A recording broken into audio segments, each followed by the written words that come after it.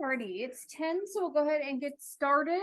I'm gonna take a little meander from what's on the syllabus, and I'm gonna take today to teach you all APA style. If you've had it before, this will be a refresher.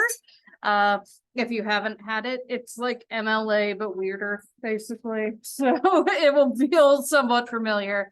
But before we dive in, I did want to take a sec and remind you that advising weeks start today. The official schedule is posted. So make sure you make an appointment with your advisor. I have the psych classes up. So I know a lot of you, if not all of you, are thinking psych major. Classes you can be looking at. We've got adult psychopathology. We've got industrial organizational psych. If you want to make a lot of money in psych, that's the field to go into. So psych of gender, clinical psych, infant development, cognition, the internship course, original research project for those of you doing the BS or who just want to do it under the BA, and then that capstone that you should try to take your last semester. I'm getting everything slotted in with all of our adjuncts, and hopefully all the correct names will be on here soon. So, but I just wanted to give you all a reminder. Make sure you're signing up for appointments. Registration begins at the end of October. So you've got a little bit, but don't forget like fall breaks in there and whatnot. So, all righty. And then just to take a quick second to look at where we're at with everything. There we go. Alrighty, so we're going to do the APA stuff today and dive back into understanding the numbers and what the numbers tell you over the next week. I will pass out exam 2 a week from Wednesday, and then you'll have all of fall break to complete it. So you'll have a little more breathing time than usual. And one of the reasons I wanted to do this today is so that people can be thinking about their topic for the big project at the end of the semester, and finding some sources for it. So we will actually do an activity today where you will start finding sources. So again, trying to make everything as accessible as possible for everybody. Hide these and I'll put on the Google ones so they don't get in the way of our actual PowerPoint. And I'm just going to take a quick sec to check everybody in who just walked in. Alrighty.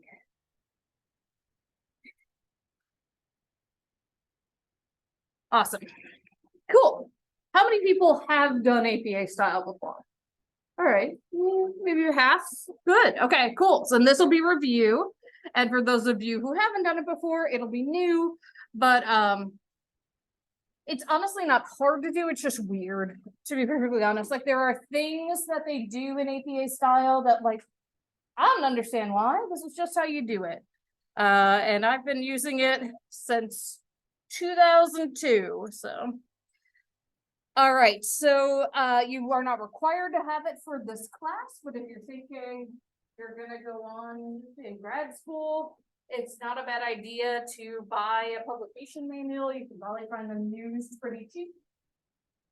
But if that's just not in the cards financially right now, you can get most of what's in the manual through the Purdue OWL. And so they have a whole section on APA style, and it gives you ideas about formatting and even how to make a poster. So that can be something that's really helpful.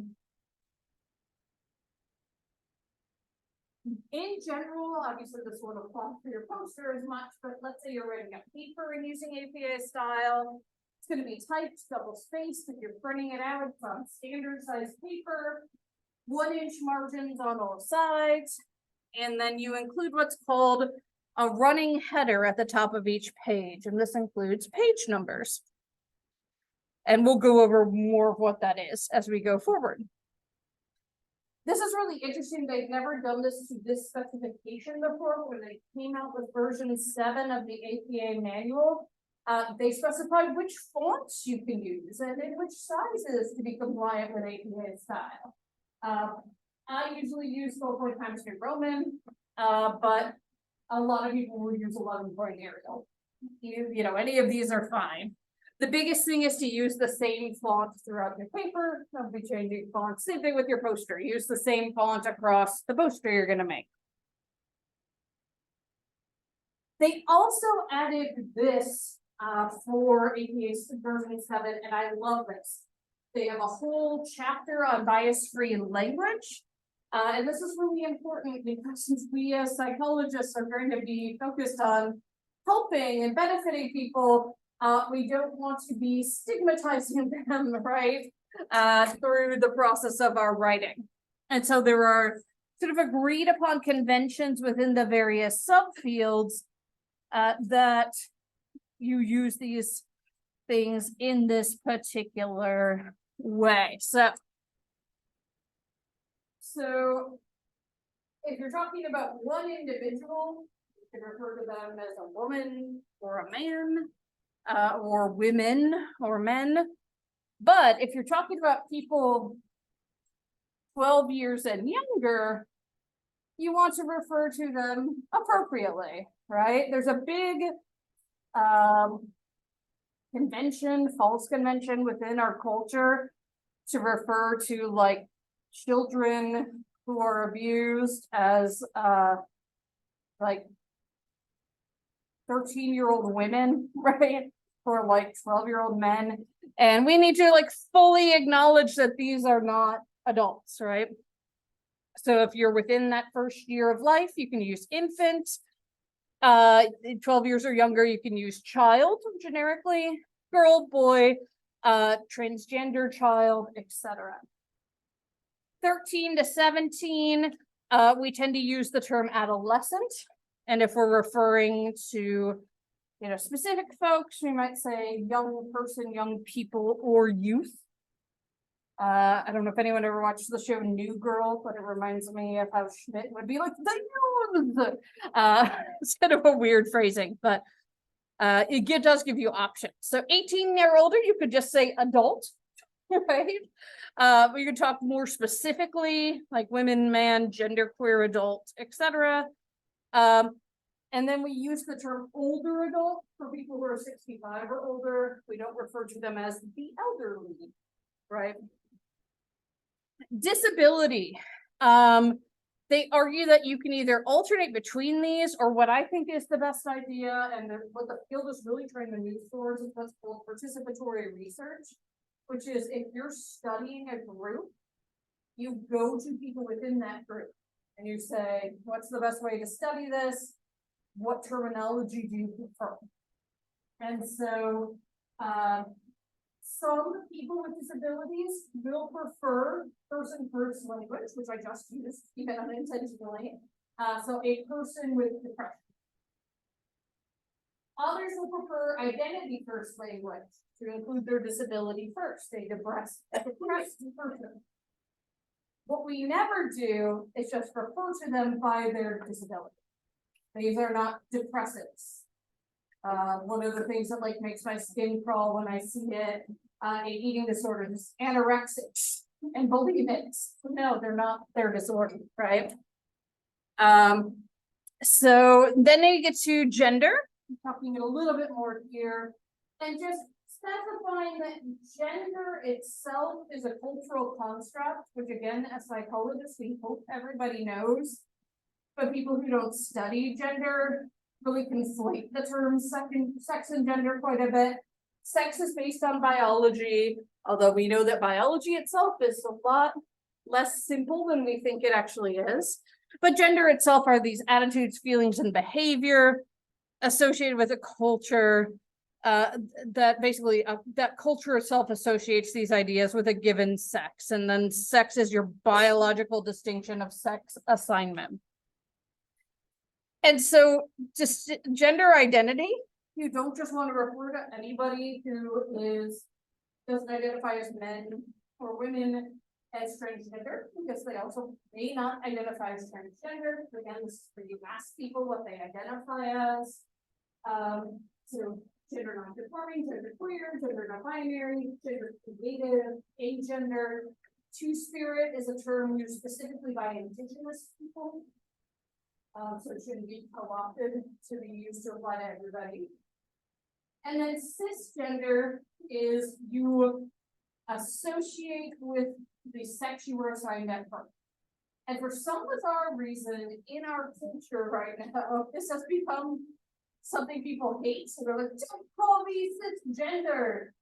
But like, to me, that's just like calling someone able-bodied who's not, disabled. It's not supposed to be an insult, it's just a descriptor, right?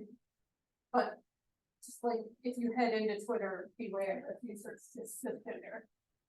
You'll see people talk about sex assigned at birth or assigned sex.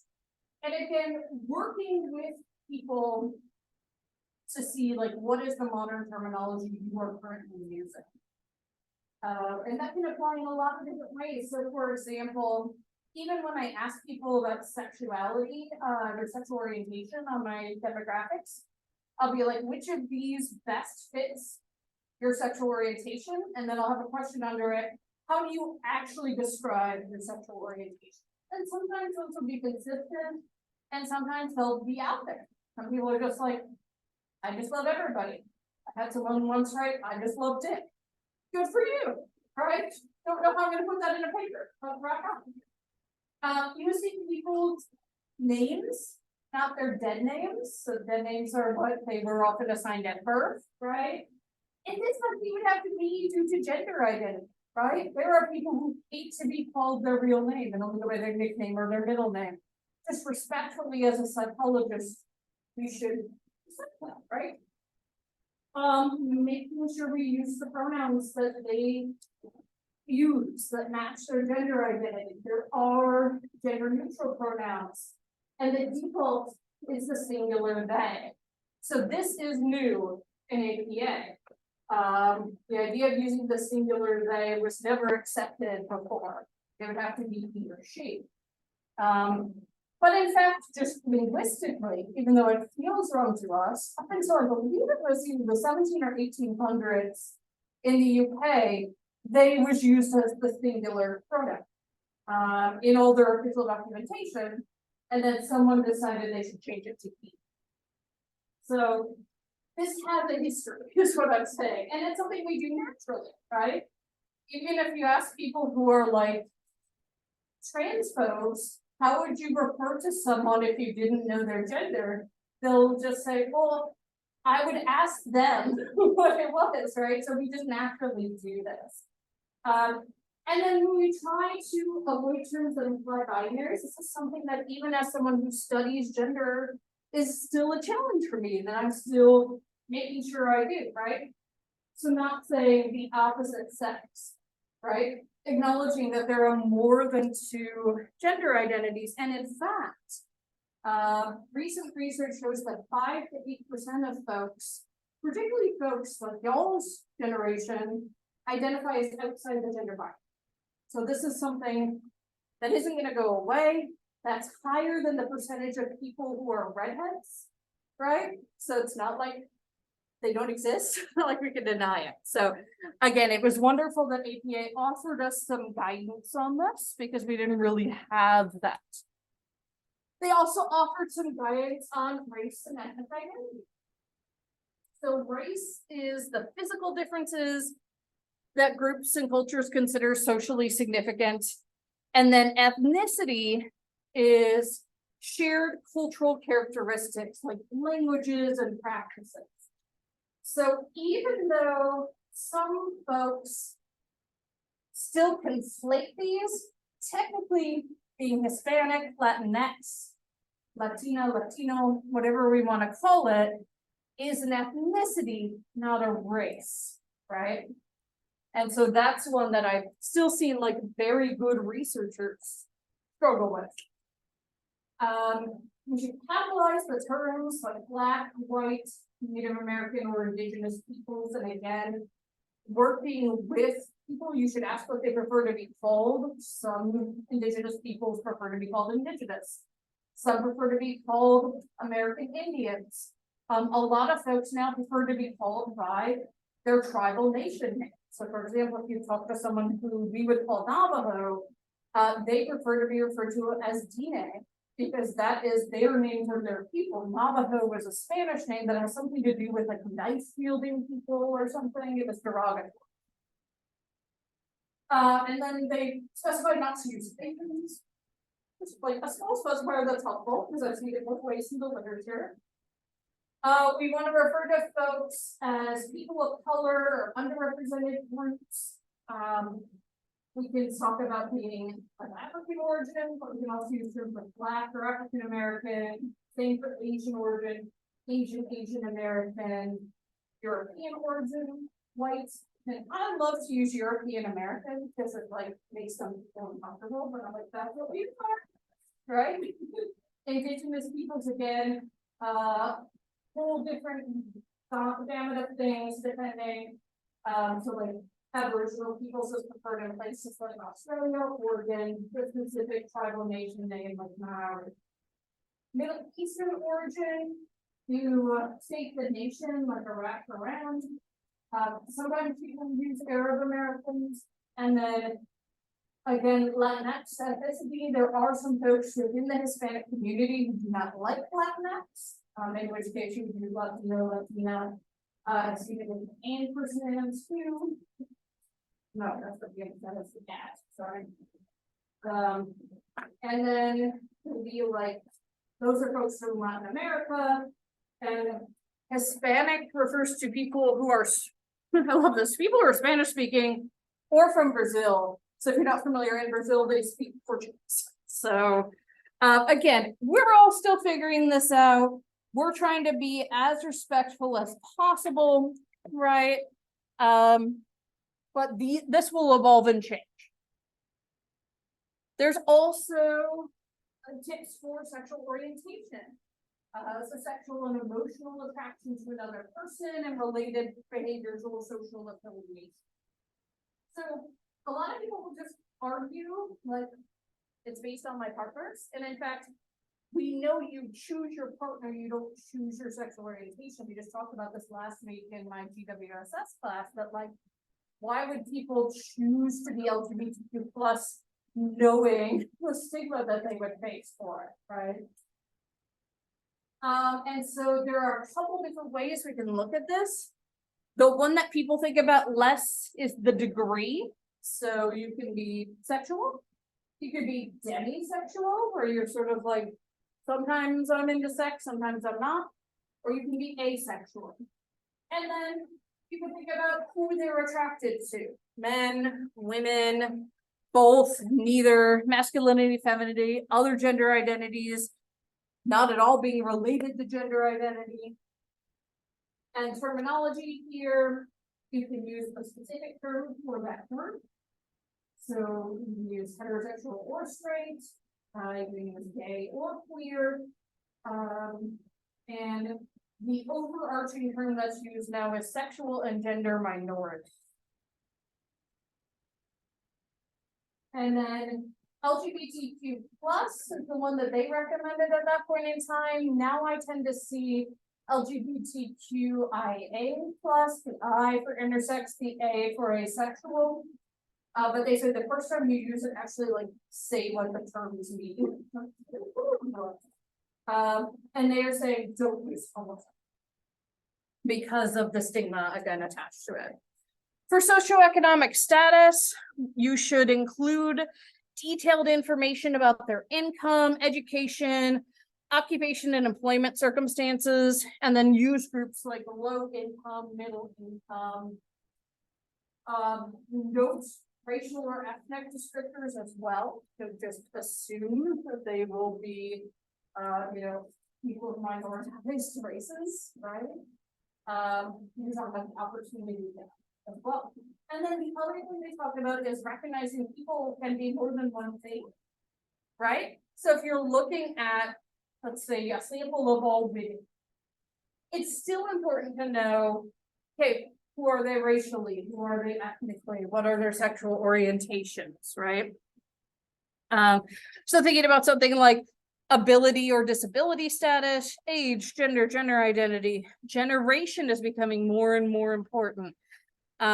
Historical as well as ongoing experiences of marginalization, immigrant status, language, national origin, race and ethnicity, religion or spirituality, sexual orientation, social class, socioeconomic status, among other variables.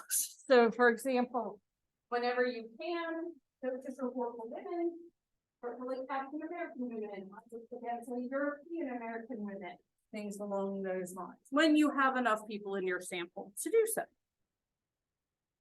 All right, so your page header, if you are typing something up, it's going to be in the top margin of every page. It's going to have your page number, and then what they call your running head. And this is just a short version of your title in all caps, and it just goes on every page. I have step by step on how to do it in Word. Title page is page 1. A brilliant, beautiful thing they did in APA version 7 is the running head is the same throughout the paper. You used to have to make it different on page 1, and it was obnoxious to so this simplifies things. Again, short form of title in all caps, same format. You don't put running head before it. It's left aligned, and then the page number is right aligned. And again, I have some tips for how you actually do that.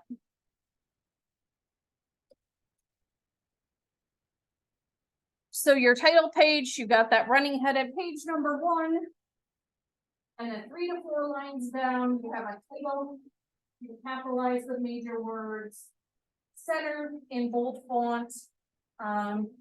And in terms of how do you name something in APA, I've seen the range. I've seen people usually catchy titles. I've seen people just say what they're studying. I've done both myself. So as long as you like give people an idea of what they're going to read about, that's all you need to do. Then you have your name, and then your institutional affiliation. It's depending on, you know, like if you were writing a paper for this class, you would just be like Virginia Wesleyan University, right? But like if I'm writing a paper in the research working group I'm in at Chesapeake Bay Academy, I indicate that I'm a member of CERTI, our research group, as well as a faculty member at Virginia Wesleyan. So sometimes you have more than one affiliation. Then you would put an abstract on the second page. What I typically do is write it after I write my paper. Write the whole paper, go back, write this quick little summary of what's in there. You all don't need an abstract on your poster. Again, this is just thinking about APA style in general. You actually put abstract in the paper. When you're writing an APA style, whether it is in bullet points for your poster or in paragraphs for a paper, you want to write clearly and concisely. You can make subheadings throughout the paper, but it's not required. And you want to keep the use of quotes to a minimum. So in APA style, unlike MLA, we're not doing big block quotes typically. We're not quoting if we can help it. We're paraphrasing instead. And in fact, we often are summarizing an entire other article in one sentence. If you need a quote, there are conventions for doing that. And there's often like very important things. So for example, back in the 80s, there were some brilliant authors in the area of body image who described body dissatisfaction as a normative discontent in the US because like everybody's unhappy with their body. And so if you use that phrase, you quote them. Little things that you would think, duh, but like again, not even good researchers always do this. Use spell check, use proper grammar. Proofread, read it out loud, have a friend read it. If you ever do use titles throughout the paper, this is a nice little hack for the order of them and how you use them. Again, not something you're gonna need for your poster. I just wanted to have a comprehensive PowerPoint where you had all the potential information you could need about APA style. This is something you will use. So parenthetical citations are what's used in text. So we don't use footnotes, we don't use endnotes. And you use it anytime you're saying something that's not as obvious as the sky is blue. So pretty much every sentence, or if you have a couple sentences from the same sources, that would be fine, should have some sort of citation. And in fact, if you look at journal articles, there will be times that a single sentence will have citations for 5 or 6 articles. If it's something that's a consensus, something that you. If you're referring to a single author, this is my dissertation study. You could say Myers said blah blah blah blah, and put the year in parentheses, or you could just make the statement and then refer to where it came from at the end of the sentence. In parentheses, Myers, comma, and the year. The only time you use page numbers here is if you are citing those rare occasions where you have, sorry, if you're quoting, those rare occasions where you have a direct quote. Otherwise, you are just using your year. If there's 2 authors, and you're talking about Myers and Crowther said, blah, blah, blah, blah, blah. You spell out the and you put the year in parentheses, but you did up here. If you are putting it at the end of the sentence, you use the ampersand.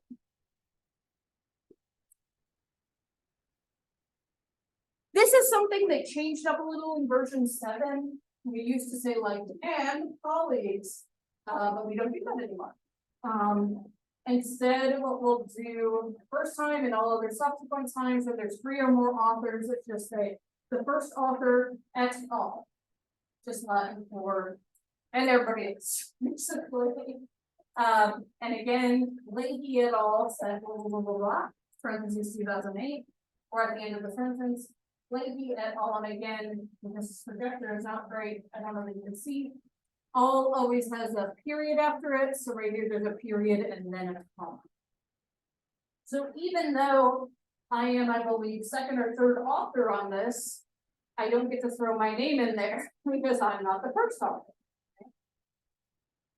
They do say if you've got 2 papers by the same author, include more authors to make it clear. Sometimes you'll have a group that writes things. So for example, the APA style guide itself is written by the American Psychological Association. It's not given a person author.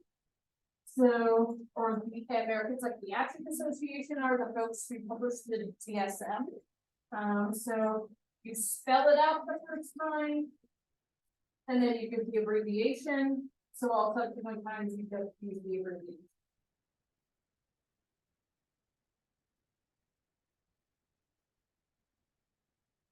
One thing you may run across as you do literature searches within psychology is that there are books that are edited by some people, but each chapter is written by a different author.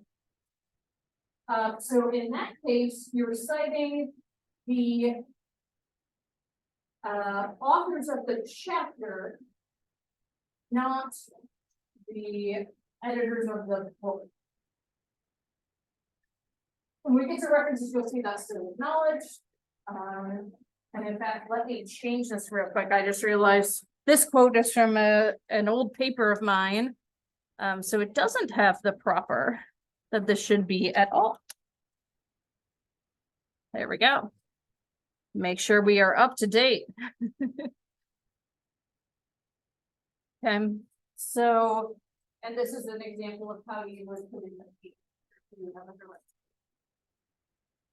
And then if you cite more than one reference at once, you do it in alphabetical order, not order by year. So alphabetical order by first author.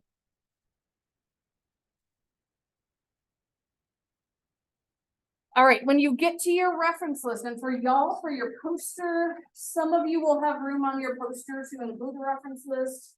If you don't, you can just print one out and hand it to me. That's fine. But so the general consensus here is that you use the last name, comma, and then their initials. Now, some authors will only use their first initials. Some author or only use their first name when they publish. Some authors will use two names or like their name and their middle initials. So I publish as Taryn A. Myers, for example. So if you were referencing one of my publications, it'd be Myers, comma, A. Okay. And then the year it's published. The title of whatever journal article, chapter, what have you, right? And then you have the name of the journal, the volume and issue number, which should be on that first page of the journal itself. But the other beautiful thing is if you searched it through PsycInfo or Google Scholar, it's typically on your search results as well. The page numbers, and then the digital object identifier. Does anyone know what the digital object identifier is?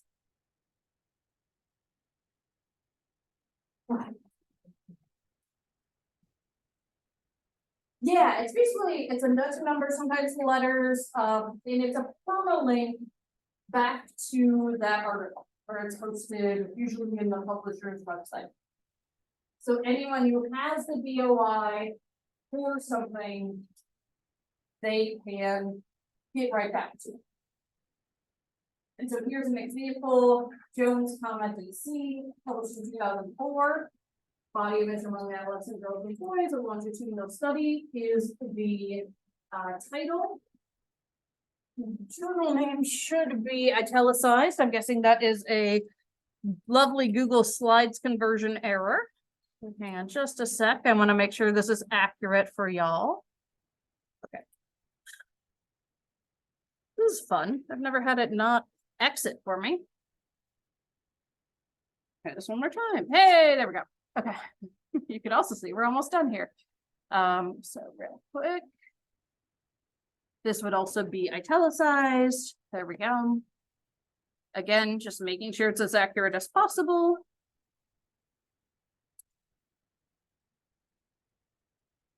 And then this is the volume number of the issue number. Volume number simply refers to that numbered year that it's been published. So developmental psychology, this was the 40th year they had published. And then the issue number is which issue within that year. So some journals put out 3 issues a year, some put out 12 issues a year. Page numbers, and then again that DOI, that digital object identifier. If you've got 2 authors, last name, first initial, middle initial, comma, ampersand, last name, first initial, middle initial, year, exact same format from here on out. Title of the article, journal name, journal, volume number, so this was only the 4th year this journal had existed, but it was the 3rd issue that year. Page numbers, DOI. I think we've gotten to the point where almost everything has a DOI. There were some years where it was sort of interesting, so like everything new had a DOI, right? Because you could just assign one. And then they had gone back to like the earliest publications and started giving them DOIs. So there was a time where like stuff from the 60s to the 80s didn't have DOIs. But I'm pretty sure almost everything you run to will have one. If you have anywhere from 3 to 20 authors, this is new. It used to be 3 to 6, but now it's up to 20 authors. This cracks me up. Like some 19th author somewhere was like, I wanna make sure my name is on there. You list all the authors. So again, if you had 20 authors, it would be much longer, right? And again, using their initials as they choose, year, title of the article, title of the journal, volume, issue, page numbers, DOI. If there are 21 more authors, then you list the first 19, you use the points of the ellipses, and then you list the last one. Does anyone know why we make sure we list the last author? So oftentimes the last author is the principal investigator. They're the one who designed the study, who ran and conceptualized everything. And so we make sure we give them credit. If you're using a whole book, citation again is pretty similar to something like MLA, authors, year, title of the book is italicized, and now just the publisher. You actually don't have to give one page in it. If it does have a DOI, you use it. So some books do have DOIs, but not all. And then let's say you're using a chapter from one of those edited books. Again, these are the authors of the chapter, the year, the title of the chapter, and then you say in, these are the people who edited the book. And you actually say eds for editors. And the title of the actual book. If there's an edition, you indicate that. And the page numbers that chapter books. And again, stuff like page numbers, typically if you don't have the physical book in front of you, typically if you're searching on something like Google Scholar, JSTOR, you will include this in like what pops up. Yes, so in your poster, you'll have in-text citations, and then if you can fit a reference list on the poster, you do that. If not, just have a separate one that you do. Yeah, and that's one of the reasons why we're gonna bring this to you. And this kind of stuff will show up on your exams too. Newspaper, sometimes if you're talking about something really modern, right? You want to talk about this. It's like iTrade handbook link to drug industry. Well, not gonna be peer-reviewed articles about that yet, right? So you can cite from reputable sources like the New York Times, the Washington Post, the LA Times, the Guardian, and Great Britain, and so on those lines. And so here you're more specific about the actual day it was published, the title of the article, the name of the paper, and then this is the link to the article. There might be times you need to cite a website. So for example, I've cited websites when I'm trying to get up-to-date stats about like how much money does the beauty industry make every year. This is the Review Owl. And so this is the you needed to cite that that's where you got information from. All right, any other questions about this? Alrighty, so what you can do is go ahead and go to Blackboard. It looks like most of you, if not all of you, have a computer or a tablet with you. So go to Blackboard and go to Assignments. And the third one down is called Sources for Your Topic. When you click this link, it will prompt you to make a copy of the document. That's what you want to do because you're making this for yourself, basically, and then you'll turn it into me as well. It's going to take a hot second to open. So you'll put your name on it. There's some instructions here. So you're going to search for and provide notes about 2 articles on the myth or controversy you're thinking about for your final project. And some of the info you're going to think about is that scientific hierarchy we've looked at a couple times. And there's a chart you're going to fill out. Using broad topic searches might be really helpful. And so the hierarchy is on here too, just in case you're like, wait, I don't remember what's where in the hierarchy. And so what you'll see, and these will expand as you type, is you're gonna cite the study in APA style, say what level of the scientific hierarchy it is, what were the hypotheses or the primary research question, how did they get their data, what did they find, and these can be like little bullet points. I'm not expecting you to write me a giant paragraph about what they did, and then what are the implications here. And then just little notes for yourself about how is this going to be helpful for that final poster project. So go ahead, and folks who are on Zoom today, y'all can do this right now too. So again, use Google Scholar, use the PsycInfo that Stephen showed us, and find yourself some sources. So not only will you get points for this, but it also helps you towards your final project.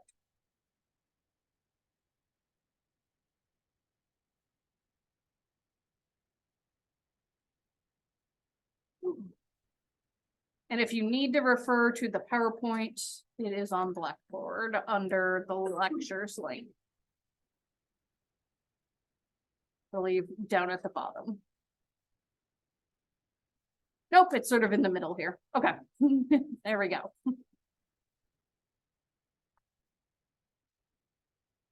So I'll go back to assignments just so y'all can see where to find it. And then if you're really quick with this, you can leave when you're done. If you need the whole 10 minutes that are left in class, take it. Find good sources, not just a source.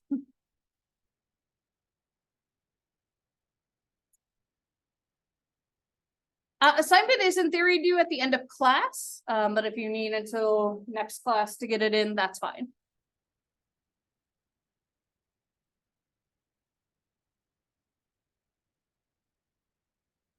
And I'm gonna go ahead. No problem, thanks for asking. I'm gonna go ahead and stop the recording, but I'll still be on Zoom. Just otherwise there'll be a bunch of silence on the